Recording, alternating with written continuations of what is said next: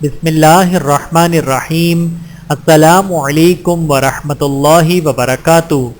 رمضان کریم امت محمدیہ صلی اللہ علیہ وآلہ وسلم پر 5 انعامات۔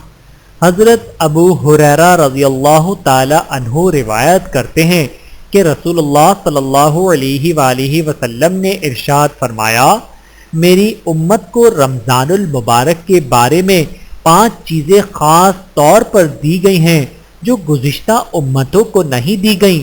ان کے منہ کی بو اللہ کے نزدیک مشک سے زیادہ پسندیدہ ہے۔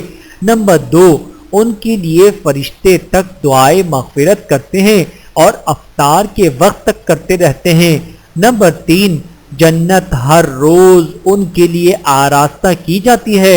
پھر حق تعالی شانہ جنت سے فرماتے ہیں، ان قریب میرے نیک بندے یعنی دنیا کی مشقتیں اپنے اوپر سے پھینک کر تیری طرف آئیں گے۔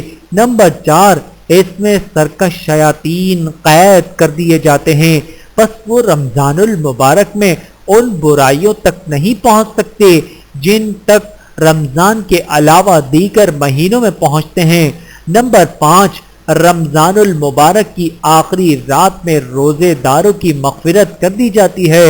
صحابہ کرام رضوان اللہ تعالی عنہم اجمعین نے عرض کیا، یا رسول اللہ صلی اللہ علیہ وآلہ وسلم، کیا یہ شب مغفرت شب قدر ہے؟